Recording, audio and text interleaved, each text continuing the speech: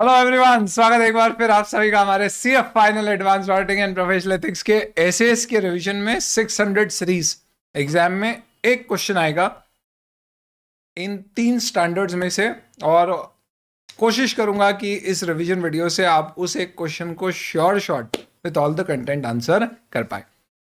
3 standard है, इसमें मात्र 600 using the work of other auditor, जहां पे आपकी रिस्पॉन्सिबिलिटी डिवाइड होती है, यानी कि उसकी गलतियों के कारण नॉर्मली प्रिंसिपल ऑडिटर रिस्पॉन्सिबल नहीं होगा। इंटरनल ऑडिटर 610 और एक्सपर्ट 620, जिन दोनों केसेस में आप उन पे रिलाई भी करोगे तो आपकी ओपिनियन की जिम्मेदारी आपकी होगी, यानी कि उनकी गलतियों के लिए आप जिम्मेदार ठहराए जा सकते हैं।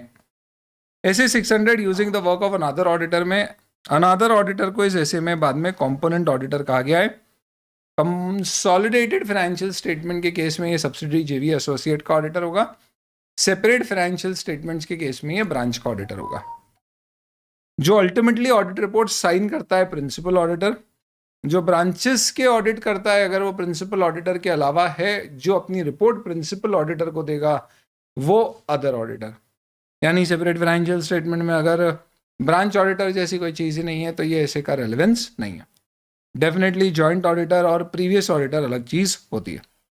सबसे पहले ऐसे कहता है कि अगर तुम्हें प्रिंसिपल ऑडिटर अपॉइंट किया जाए तो इस अपॉर्चुनिटी को लपक मत लेना, ये कह के कि अरे वाह मैं प्रिंसिपल ऑडिटर हूँ। पहले ये चेक करना है कि क्या वाकई तुम अपना मार्क छोड़ पाओगे।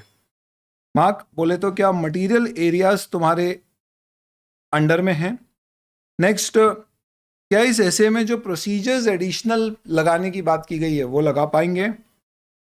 जो रिस्क ऑफ मटेरियल मिसस्टेटमेंट वाले मेजर रिस्क वाले एरियाज है वो प्रिंसिपल ऑडिटर के अंदर में होना चाहिए, और उसके पास इतना नॉलेज प्राप्त हो सके कि वो पूरे ऑडिट पे कंट्रोल कर सके, यानी कि वो fully dependent on other auditor नहीं रहना चाहिए।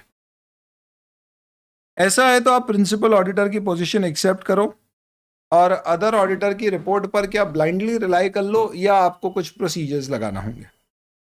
सबसे पहली चीज, ऐसा आपके पास पावर है कि आप चाहो तो बुक्स ऑफ अकाउंट्स उस कंपोनेंट की जाके चेक कर सकते हो।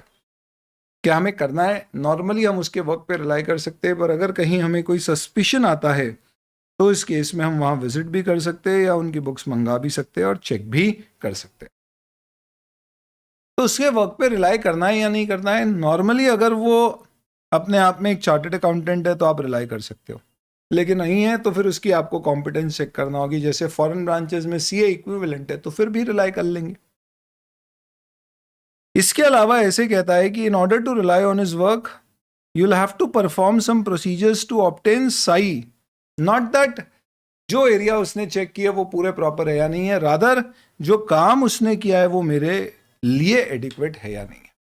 तो मुझे कंपोनेंट के असर्शंस पे सही ऑब्टेन नहीं करना है, मुझे कंपोनेंट के ऑडिटर ने जो वर्क किया है वो प्रिंसिपल ऑडिटर के लिए सूटेबल है या नहीं है, उसके लिए sufficient appropriate audit evidence obtain करना। ये ऑब्टेन करने के लिए सबसे पहले प्रिंसिपल ऑडिटर ये प्रोसीजर्स परफॉर्म करेगा। नंबर 1, प्रिंसिपल ऑडिटर इन्फॉर्म करेगा अदर ऑडिटर को, कंपोनेंट ऑडिटर को, कि ओए बैठे मत रहना। S for special attention areas, जिस पे उसे ध्यान देना है। I for inter component transaction between the HO and the branch, and T for एक टाइम टेबल की इस समय तक रिपोर्ट दे देना ताकि हमारी final report as per plan बन सके। इसके अलावा हम एडवाइस करेंगे अबाउट सार, which is significant accounting, auditing and reporting requirements. जरूरत पड़ने पे हम उससे एक रिटर्न रिप्रेजेंटेशन भी ले सकते हैं कि हमने जो जो बातें उसे बताई उसने उसका पालन किया या नहीं। तो इसके लिए ऐसे कहता है कि आपको रिटर्न रिप्रेजेंटेशन लगे तो वो ले लीजिए, अदरवाइज आप एक रिटर्न समरी ऑफ प्रोसीजर्स जो उसने परफॉर्म किए ले सकते हो। ये एक चेकलिस्ट या क्वेश्चनर के फॉर्म में भी हो सकती है, जिसमें आप प्राइमरीली अदर ऑडिटर के साथ ये पता करेंगे कि उसने क्या प्रोसीजर्स लगाए और उससे उसकी क्या फाइंडिंग्स आई, जिसका हम उसके साथ बैठ के डिस्कशन कर लेंगे। इससे प्रिंसिपल ऑडिटर जरूरत पड़ने पे डिस्कशन भी कर सकता है और सप्लीमेंटल टेस्ट भी लगा सकता है डिपेंडिंग ऑन द सर्कमस्टांसेस। ध्यान रखना, अदर ऑडिटर की कोई भी सिग्निफिकेंट फाइंडिंग्स है तो वो आपको कंसिडर करना है, इस पे क्वेश्चन आया नहीं है, कभी आ सकता है, ध्यान से देख लो डॉक्यूमेंट क्या क्या करना है। सबसे पहले कौन से कंपोनेंट है जिस पे अदर ऑडिटर था, एक ओवरऑल उसकी financial summary with reference to entity as a whole कितनी इंपॉर्टेंट है, कौन था अदर ऑडिटर, उसकी क्या रिपोर्ट थी, प्रोसीजर्स जो उसने परफॉर्म किए, कंक्लूजन्स जो रीच किए, जो हमने उससे रिटन समरी मंगाई है, और फाइनली अगर उसकी रिपोर्ट मॉडिफाइड है तो हमने क्या वो मॉडिफिकेशन अपनी रिपोर्ट में दिया या नहीं। अगर वो ग्रुप एज ए होल या एंटिटी एज ए होल के लिए इंपॉर्टेंट मटेरियल नहीं है तो आप उसे इग्नोर भी कर सकते हैं, ज़रूरी नहीं है कि उसके मॉडिफिकेशंस हमें हमारी रिपोर्ट में देना होंगे। क्या ये ज़रूरी है कि दोनों आपस में कोऑर्डिनेट करें, अदर ऑडिटर प्रिंसिपल ऑडिटर की बात माने? बिल्कुल, he has to coordinate with principal auditor. तो नहीं माना तो इस ऐसे का रेफरेंस देके आंसर दोगे कि उसने अपनी जिम्मेदारी पूरी नहीं की है। सफिशिएंट लाइजनिंग दोनों के बीच में होना चाहिए। Principal auditor may require other auditor to answer a detailed question as we discussed above. याद रखने का तरीका क्या है, सिंपल सा, प्रिंसिपल ऑडिटर के क्या प्रोसीजर्स है। नंबर 1 चाहे तो विजिट कर सकता है, जरूरत नहीं है। नंबर 2 कॉम्पिटेंस चेक करे अगर सीए नहीं है। Number 3 sit SAR return representation. Number 4 हम उससे डिस्कस कर सकते हैं उसकी एक written summary of the procedures in the form of questionnaire और चेकलिस्ट, और उसके बेसिस पे क्या सप्लीमेंटल टेस्ट लगाना है ये हम आइडेंटिफाई कर सकते हैं। इन सब के अलावा हमें प्रिंसिपल ऑडिटर की सिग्निफिकेंट फाइंडिंग्स कंसिडर करना है, डॉक्यूमेंट करना है, खास तौर पे अगर रिपोर्ट अनमॉडिफाइड है तो हमने उसका क्या किया। बाकी दोनों आपस में कोऑर्डिनेट करते रहें, एक दूसरे की बात सुनते रहें, जवाब देते रहें।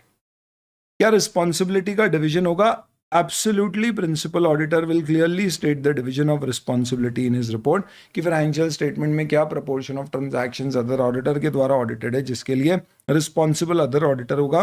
प्रिंसिपल ऑडिटर का काम सिर्फ इस ऐसे के प्रोसीजर्स लगाना है कि उसका वर्क हमारे लिए सफिशिएंट है या नहीं। क्वालिफाइड डिस्क्लेमर ऑफ ओपिनियन हमने डिस्कस किया, तभी देना है जब आपको लगता है वो ग्रुप एज ए होल या एंटिटी एज ए होल के लिए मटेरियल है। वर्किंग पेपर अदर ऑडिटर की उसकी राइट है, उसके अधिकार है, यानी कि वो आपको चाहे तो उसकी कॉपी दे सकता है, मना करना चाहे तो मना कर सकता है, आप सिर्फ उससे क्वेश्चनर बना सकते हैं। This is basically all about this particular another auditor. इसके अलावा ध्यान रखना, अगर अदर ऑडिटर की रिपोर्ट फाइल साइन होने के बाद कुछ समय बाद प्रिंसिपल ऑडिटर ने रिपोर्ट साइन की है तो इस बीच के जो ब्रांच के ट्रांजैक्शंस है वो सब्सिक्वेंट इवेंट प्रिंसिपल ऑडिटर के लिए काउंट होंगे, उसे चेक करना होंगे। उसके लिए वो अदर ऑडिटर को भी रिक्वेस्ट कर सकता है चेक करने का, ये सप्लीमेंटल प्रोसीजर्स में आएगा। बढ़िया है। अब आ जाते हैं अगले स्टैंडर्ड पे, ऐसे 610 थ्योरी स्टैंडर्ड है। Internal audit, management audit, operational audit के चैप्टर में भी इसका कंटेंट काफ़ी कुछ कवर्ड है, यहीं पे अपना कवर काफ़ी कुछ हो जाएगा, सब कुछ नहीं पर उस चैप्टर का, पर ऐसे पूरा होगा। थ्योरी काफ़ी है इसलिए याद रखने पे ध्यान रखेंगे, बहुत सिंपल है, ड्रोन चार्ट बहुत हेल्पफुल होने वाले।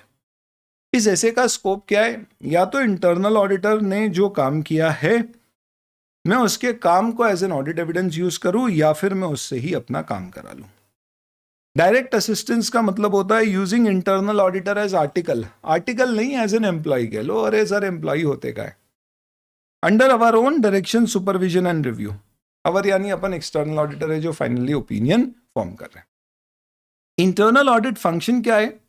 Definition of internal audit function is basically it is an assurance and consulting function which basically talks about GORICO, governance of the entity, risk management of the entity and internal control process of the entity. तो अगर मैं scope of internal audit function पहले आपको बताऊं जो कि important है, सबसे पहले आपको लिखना है कि अश्योरेंस और कंसल्टिंग फंक्शन है जिसका उद्देश्य है कंपनी की, एंटिटी की इंप्रूव करना, गवर्नेंस प्रोसेस, रिस्क मैनेजमेंट और इंटरनल कंट्रोल, GORICO। और इंटरनल कंट्रोल के अंदर क्या चेक करना है? LIFO, which is law and regulation का कंप्लायंस हो रहा है या नहीं हो रहा है। ऑब्वियस सी बात है, इंटरनल कंट्रोल में इंटरनल कंट्रोल इवैल्यूएट करना, परफॉर्म हो रहा है या नहीं हो रहा है।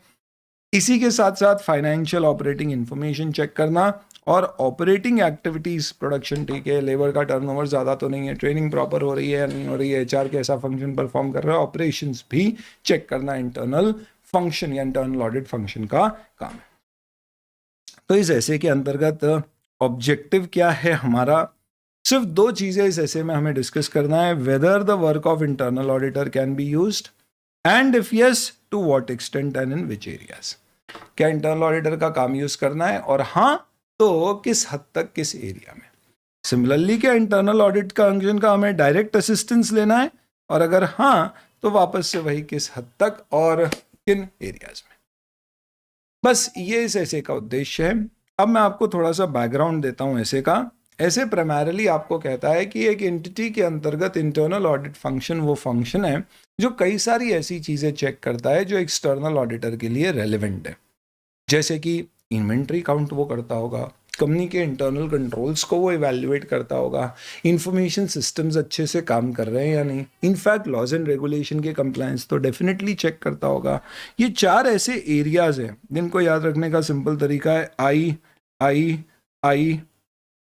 आप देखिए क्या है, I for inventory counts, I for let's say internal controls, I for information system, या आई है, एल है ये रेगुलेटरी रिक्वायरमेंट्स, लीगल रिक्वायरमेंट, इन सब के अलावा एल लिमिटेड जजमेंट एरियाज। तो ये सब एरियाज वो चेक करता है। तो आपको ऐसा लगेगा कि यार इसमें बहुत सारी मेहनत, मशक्कत, मजदूरी है जो इंटरनल ऑडिटर डिटेल में चेक कर रहा है, तो क्यों ना उसकी रिपोर्ट पे रिलाई करके, मैं ये नहीं बोल रहा कि मैं खुद कुछ परफॉर्म नहीं करूंगा, बट उसकी रिपोर्ट अगर रिलायबल निकली, उसका काम अच्छा निकला, बंदा कॉम्पिटेंट ऑब्जेक्टिव निकला, तो मैं अपने चेक्स तो थोड़े कम कर सकता हूं। इस कारण से ये ऐसे कहता है कि इंटरनल ऑडिट का यूज अगर आप करना चाहें तो इस ऐसे के अनुसार करें, और उसके बेसिस पे आप अपने प्रोसीजर्स कम ज़्यादा कर सकते हो, पर जिम्मेदारी आपकी ही रहेगी।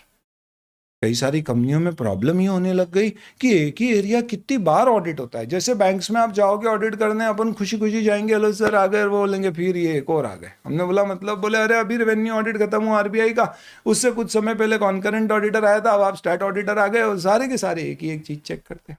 हमने बोला इस परेशानी का क्या समाधान है। ऐसे 610 कहता है कि अगर इंटरनल ऑडिट कोऑर्डिनेट करने को मैनेजमेंट अगर सपोर्ट करने को तैयार है, तो आप एक काम करो, जो चीज़ें इंटरनल ऑडिट चेक कर रहा है, जो आपको भी चेक करनी है, जैसे इन्वेंट्री काउंट, तो आप मिलके कर लो। इनफैक्ट उसे बोलते यार हम बताएंगे वैसे वैसे तू कर लेना, हमारे डायरेक्शन और सुपरविजन में तेरा भी काम हो जाएगा, हमारा भी काम हो जाएगा, क्लाइंट डुप्लीकेशन से बच जाएगा। इसे कहते हैं using direct assistant. Third part of the standard में अपन यूज करेंगे इंटरनल ऑडिटर ने काम कर लिया, उसकी रिपोर्ट को यूज करके उस पर रिलाई करेंगे। दूसरे पार्ट पे डायरेक्ट असिस्टेंस, उससे ही अपन अपना काम कराएंगे। दोनों ही केस में समझ लो बेटा, एक्सटर्नल ऑडिटर की सोल रिस्पॉन्सिबिलिटी है जो ओपिनियन वो एक्सप्रेस कर रहा है, यानी इंटरनल ऑडिट फंक्शन यूज करने से उसकी रिस्पॉन्सिबिलिटी में कोई कमी नहीं आती।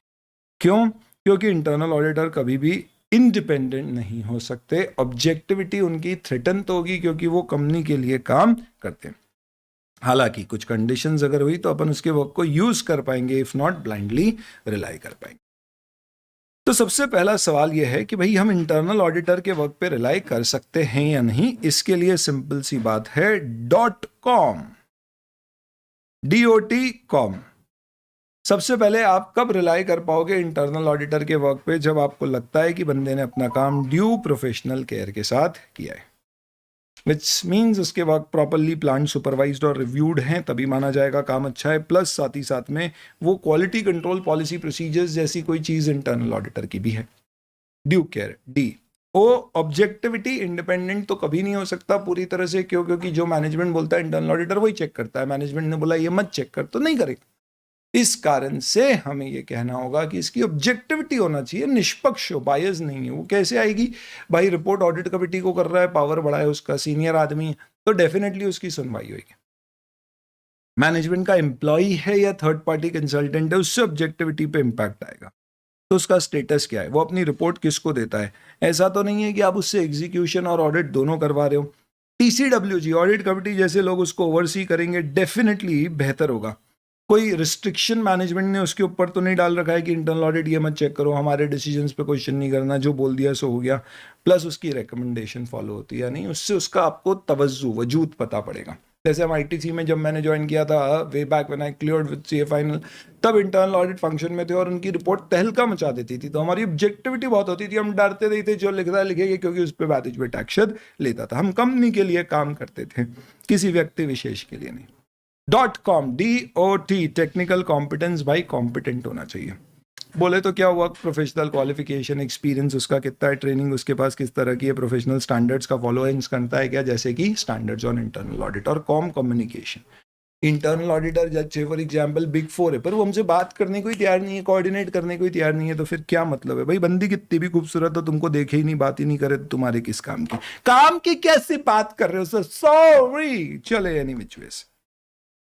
तो क्या वो हमारे साथ मीटिंग करने के लिए तैयार है, हमारे को रिपोर्ट देने के लिए तैयार है, सिग्निफिकेंट मैटर आएंगे तो कम्युनिकेट करने को तैयार है, तो उसके वर्क को यूज करो।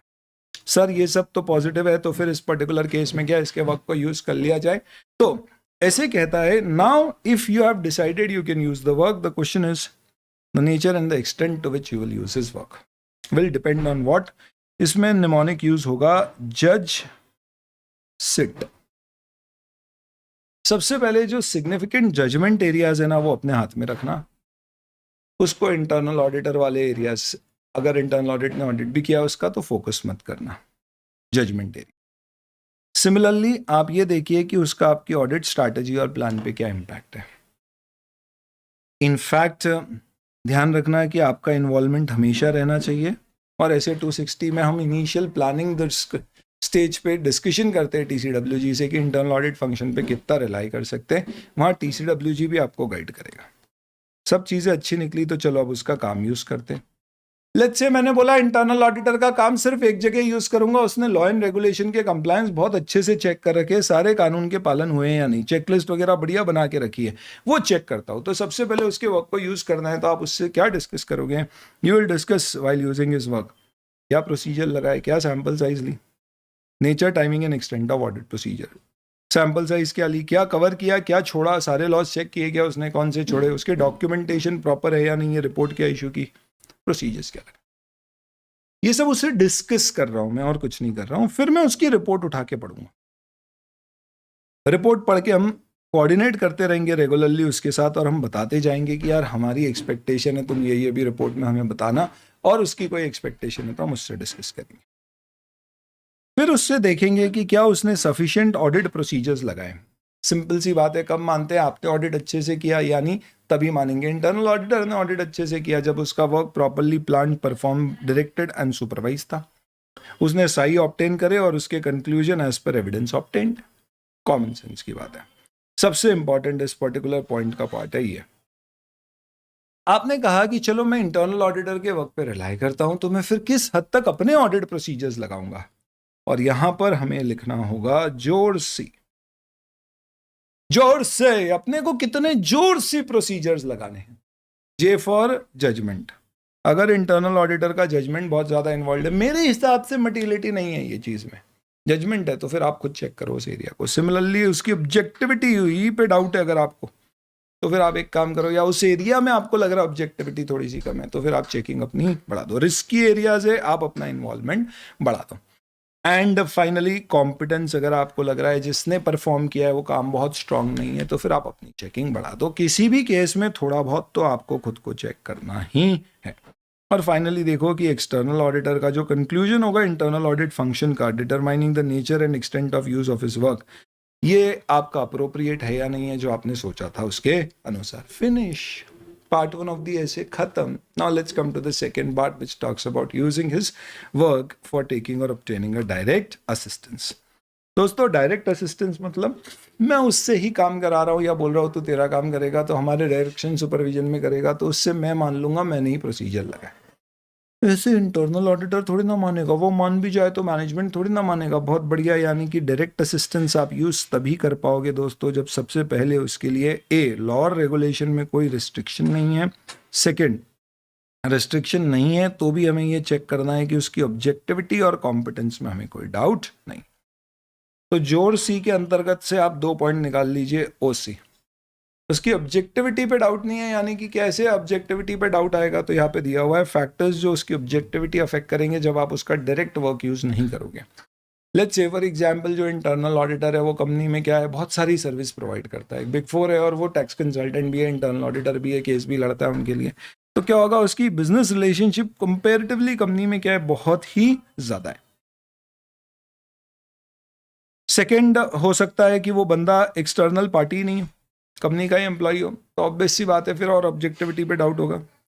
रिलेटेड पार्टी है जो उसको इंटरनल ऑडिटर अपॉइंट किया है, क्या मैनेजिंग डायरेक्टर की कोई रिलेटिव है, या उसका खुद का ही इंटरेस्ट है कंपनी में, रेम्यूनरेशन के अलावा शेयर होल्डिंग है, बड़े से लोन दे रहे रखे, क्योंकि इंटरनल ऑडिटर में कोई रिस्ट्रिक्शन नहीं, तो उसकी ऑब्जेक्टिविटी पे डाउट होगा तो फिर ऐसे केस में आप उसका वर्क यूज नहीं करोगे। छोटा सा दिखने वाला इंपॉर्टेंट पॉइंट, एग्जाम में क्वेश्चन आएगा, when to not use the work of internal auditor in obtaining direct assistance, you will have to write when there are significant threats to its objectivity और the competence is doubted, factors affecting threats to objectivity, ये 4 factors. Next, हमने बोला नहीं ऐसा कुछ नहीं है, law में कोई रिस्ट्रिक्शन नहीं है, कॉम्पिटेंस भी बंदे की अच्छी है, ऑब्जेक्टिव भी रहेगा, काम करेगा। तो अब अगला सवाल, can we use the direct assistance of internal auditor? Yo, next question is whether, answer is yes. Next, where and to what extent, तो किस एरिया में और किस हद तक हम डायरेक्ट असिस्टेंस इंटरनल ऑडिटर की लेंगे? Once again it will depend on, तो रिपीटिव नेचर के पॉइंट है कि भैया जजमेंट ज़्यादा इन्वॉल्व हो तो उस एरिया में खुद चेक करना, रिस्क ज़्यादा किसी एरिया में इन्वॉल्व हो तो खुद चेक करना, उसकी ऑब्जेक्टिविटी और कॉम्पिटेंस पे डाउट है तो खुद चेक करना। वापस से बहुत ही सिंपल सा पॉइंट है, क्या? जोर सी, जजमेंट, ऑब्जेक्टिविटी, रिस्क और कॉम्पिटेंस, यही है यही है यही है। तो ये अपन ने कब देखा था? जब अपन उसकी रिपोर्ट चेक कर रहे थे तो उसका वर्क इवैल्यूएट करते समय ये करके रीपरफॉर्मेंस किया था। यहाँ पे अपन उससे ही परफॉर्म करा रहे हैं, तो सिर्फ ये 4 पॉइंट है। ये कब लिखोगे? Nature and extent of work use करना है उसका, उसको डिटरमाइन करने के लिए। अब आप उसका डायरेक्ट असिस्टेंस उन प्रोसीजर्स को लगाने में नहीं करोगे जहां पे एक अपन ने पहले नियमानिक देखा था, जज सिट, अब ये हो जाएगा जज सर। ये दिख भी रहा है, जज साहब ऐसे ही होते हैं, विजुअल मेमोरी। सिग्निफिकेंट जजमेंट है तो आप वहां पे कृपा करके उन एरियाज में डायरेक्ट उससे काम मत कराना, खुद चेक करना। नेक्स्ट, कोई भी ऐसे एरियाज है जहां पे आप यूं समझ लीजिए रिस्क ज्यादा है, जज रिस्क। नेक्स्ट, इस ऐसे के जो प्रोसीजर्स आपको लगाने की बात की गई है, जो अभी अपन आगे देखेंगे, प्लस उन एरियाज में जहां इंटरनल ऑडिटर खुद एग्जीक्यूशन में इन्वॉल्व था, जैसे कि इंटरनल ऑडिटर खुद लॉ एंड रेगुलेशन का कंप्लायंस इंश्योर करता है और वही उसका ऑडिट कर रहा है, तो फिर हम उस एरिया में उसका वर्क रिलाई नहीं करेंगे, खुद चेक करेंगे। इन एनी केस आप TCWG से डिस्कस कर लेना किन एरियाज में रिलाई कर रहे हो और प्रोसीजर्स आपको क्या लगाना है। अब आप डायरेक्ट असिस्टेंस ले रहे हो तो सबसे पहले आप रिटर्न अग्रीमेंट 2 लोगों के साथ करोगे, एक एंटिटी के साथ कि इंटरनल ऑडिटर को काम करने दिया जाएगा और एंटिटी मैनेजमेंट इंटरवीन नहीं करेगा, दूसरा इंटरनल ऑडिटर के साथ रिटर्न अग्रीमेंट की वो कॉन्फिडेंशियली हमारे लिए काम करेगा। ये करने के बाद हम उसके वर्क को डायरेक्ट सुपरवाइज और रिव्यू करेंगे, जैसे ऐसे 220 में अपन अपनी एंगेजमेंट टीम को करते हैं। Nature, timing and extent of direction, supervision and review we will recognise that internal auditor कभी भी इंडिपेंडेंट नहीं हो सकते, तो हमें थोड़ा सा ज़्यादा करना पड़ सकता है और थोड़ा बहुत रीपरफॉर्मेंस तो करना ही पड़ेगा, यानी कि we will have to check some areas for sure. बातों ही बातों में आपका एक लंबी सा थ्योरेटिकल ऐसे 610 हो गया। अब आते हैं ऐसे 620 पे। दोस्तों ऐसे 620 किसकी बात करता है? Using the work of auditors expert. एक था मैनेजमेंट एक्सपर्ट, जिसमें ऐसे 500 लगता है, जहां पे मैनेजमेंट ने एक्सपर्ट को अपॉइंट किया कि यार ग्रेजुएटी का वैल्यूएशन कर दे, प्रोविजन बनाना है मेरी इंश्योरेंस पॉलिसी जो मैंने बेची है उसके लिए। तो उसने जो वैल्यूएशन किया मैं उसको चेक करूंगा कैसे? ऐसे 500 बताएगा वैसे। पर मैंने बोला यार वो बंदा इंडिपेंडेंट नहीं है, मुझे कॉम्पिटेंट नहीं लग रहा, मुझे डाउट है, तो फिर मैं अपना एक एक्चुअली लेकर आ सकता हूँ और बोलता हूँ तू चेक करके मुझे बता सही है या नहीं है। तो वो जो बोलेगा क्या मैं आंख बंद करके मान लूंगा? नहीं, सीए हूं मैं। तो मैं क्या करूंगा? मैं उसे बोलूंगा भाई तूने जो भी चेक किया एक काम कर, हमें समझा तूने कैसे निकाला, डेटा क्या यूज किया, अजम्पशंस क्या लिए तूने और क्या तूने मेथोडोलॉजी लगाई है। हम थोड़े लेवल पर कॉन्फिडेंस हो सके, हम भले ही उस एरिया के एक्सपर्ट या बहुत बड़े जानकार नहीं है, लेकिन फिर भी हम बेसिक प्रोसीजर्स लगाएंगे और फिर सेटिस्फैक्शन मिलेगा, तब जाके हम रिपोर्ट देंगे, क्योंकि हम जानते हैं कि हम हमारे एरिया के लिए खुद जिम्मेदार है, रिपोर्ट के लिए, ओपिनियन के लिए खुद जिम्मेदार हैं। एक्सपर्ट की मदद लेने से हमारी रिस्पॉन्सिबिलिटी में कमी नहीं आती। चलिए, remember auditor has the sole responsibility for opinion express and his responsibility is in no way reduced by using the work of auditors expert.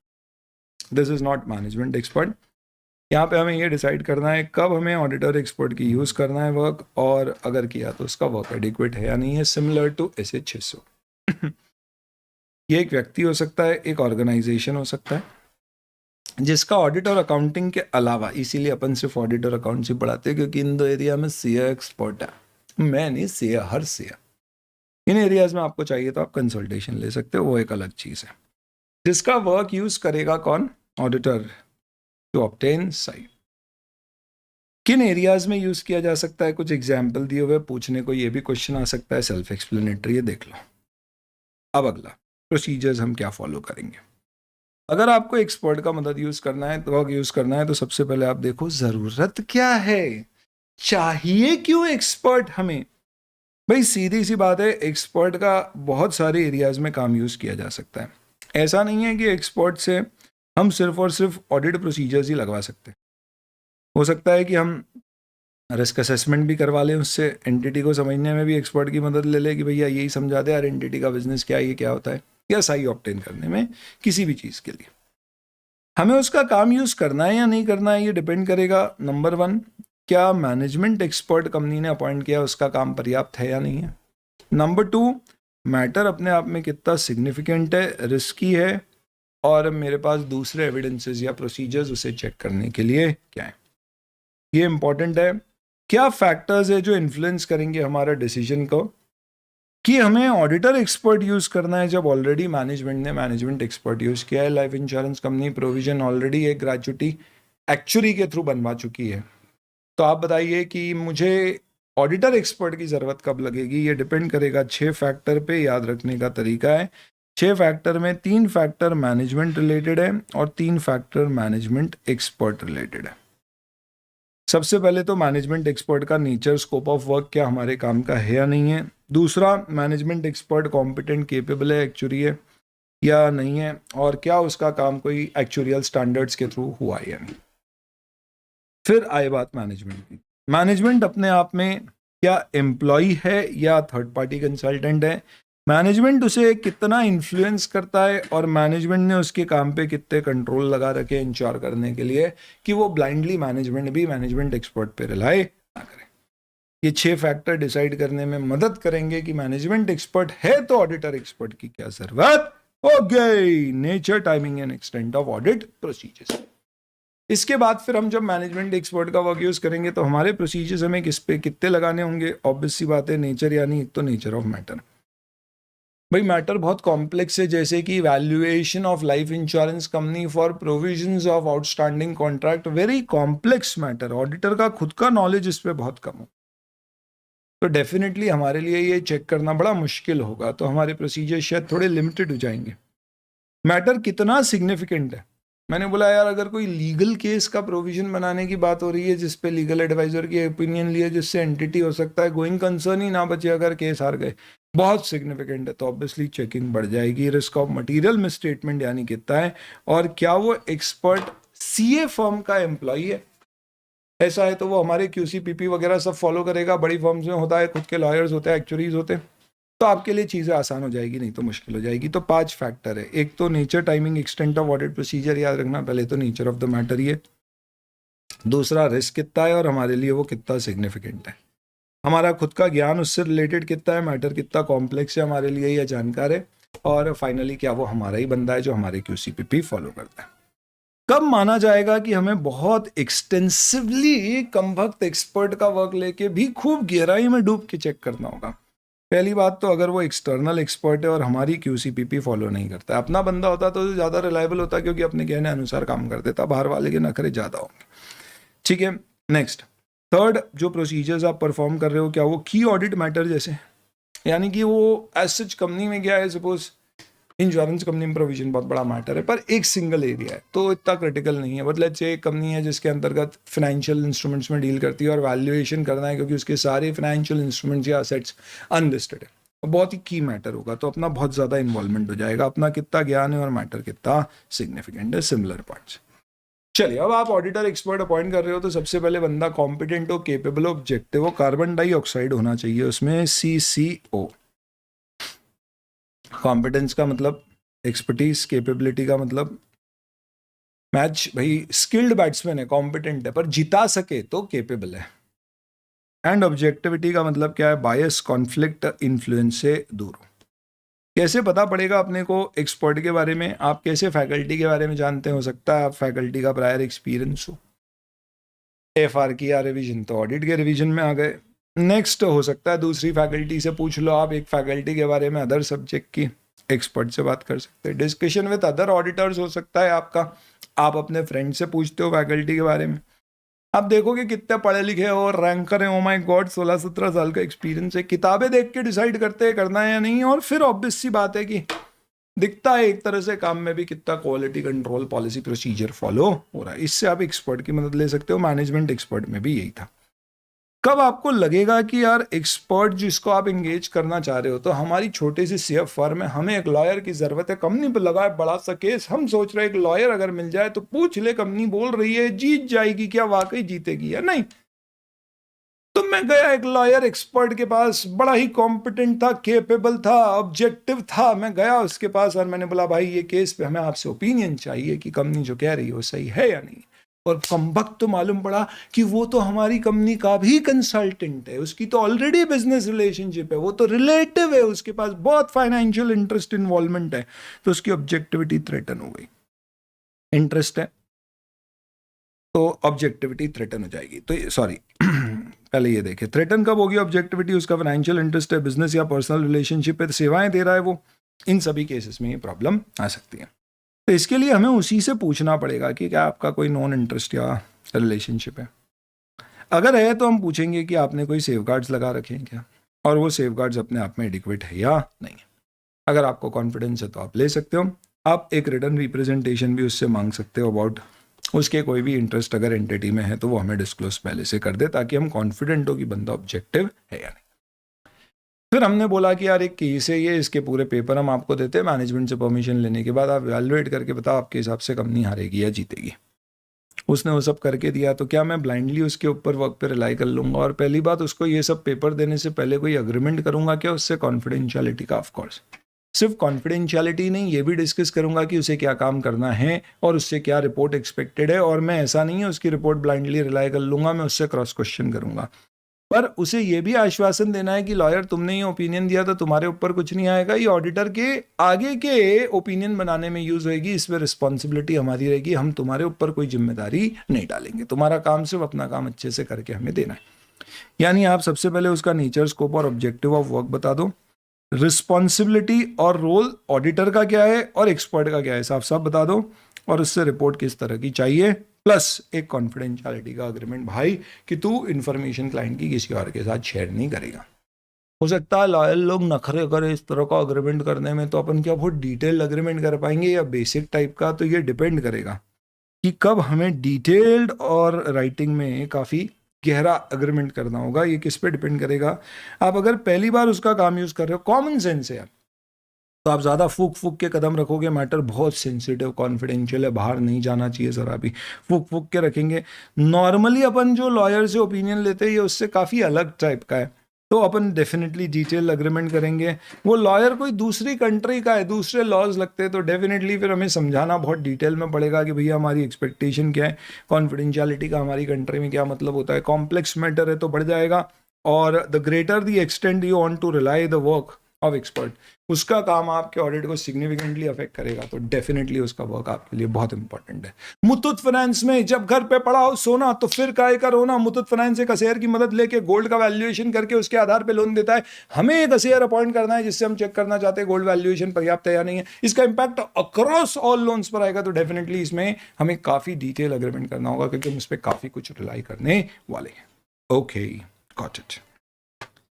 अब इसके बाद आपको उसके काम की एक अंडरस्टैंडिंग ले लो, क्या उसने काम किया है, क्या सोर्स डेटा यूज़ किया उसने, क्या अजम्पशंस लिए हैं और क्या रिपोर्ट है, और उसके वक्त को इवैल्यूएट कर लो। आंख बंद करके रिलाई नहीं करना है। क्या 3 चीज़ें हैं? सबसे पहले उसके सोर्स डेटा रिलायबल, कंप्लीट और एक्यूरेट होना चाहिए, वेरीफाई कर लो ये। फिर उसने जो अजम्पशंस और मेथड्स लिए, तो जैसे उसने लीगल में प्रोविजन बनाया है तो उसने कोई अजम्पशन लिया होगा, क्या अजम्पशन है वो अप्रोप्रिएट है या नहीं है, रेलेवेंट है या नहीं है। लॉ चेंज हो गया, उसका अजम्पशन उस हिसाब से सही नहीं है तो गलत हो जाएगा, तो उसकी रेलेवेंस और रीजनेबलनेस चेक करना होगी, किसकी अजम्पशन मेथड की। जनरली एक्सेप्टेड होना चाहिए, कंसिस्टेंट होना चाहिए फाइनेंशियल रिपोर्टिंग फ्रेमवर्क पे। अगर कोई मॉडल पर डिपेंडेंट है जो कि पॉपुलरली यूज्ड है तो ठीक है, जैसे valuation of shares of private company में using come kind of a technique. और मैनेजमेंट ने जो फॉलो किए मेथड्स उससे अलग है, तो क्यों हैं ये समझ लेंगे, एंड देन उसकी फंडिंग्स और कंक्लूजन्स। तो अल्टीमेटली क्या होना चाहिए दोस्तों कि उसकी जो फंडिंग्स और कंक्लूजन है वो relevant, reasonable with his assumptions, methods की जो फंडिंग्स है उससे होना चाहिए। तो सबसे पहली बात आप ये देखो, क्या उसने अपना काम कोई स्टैंडर्ड से किया है, तो प्रोविजन फॉर एक्चुरियल वैल्यूएशन है, एज पर एक्चुरियल स्टैंडर्ड बनाया, तो रिलायबिलिटी बढ़ जाएगी।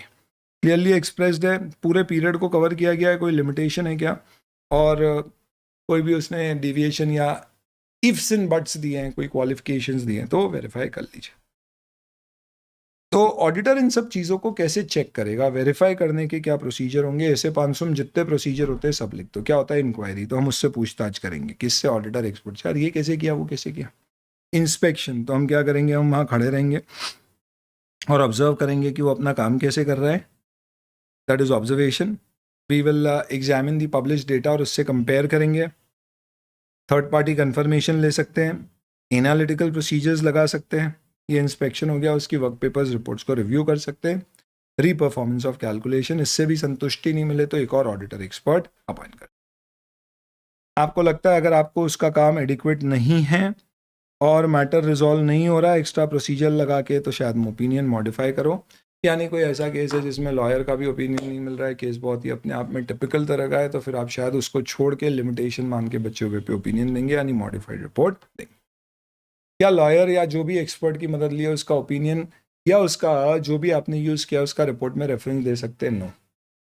पर उसकी ओपिनियन के आधार पे अगर आप मॉडिफाइड रिपोर्ट दे रहे हो, तो उसका ओपिनियन अगर मॉडिफाइड रिपोर्ट देने के लिए ज़रूरी है समझाना, तो आप यूज़ कर सकते हो, पर एक लाइन लिखना कि इससे हमारी रिस्पॉन्सिबिलिटी में किसी प्रकार की कोई कमी नहीं आई है, ऐसा स्पेसिफिकली लिखना पड़ेगा।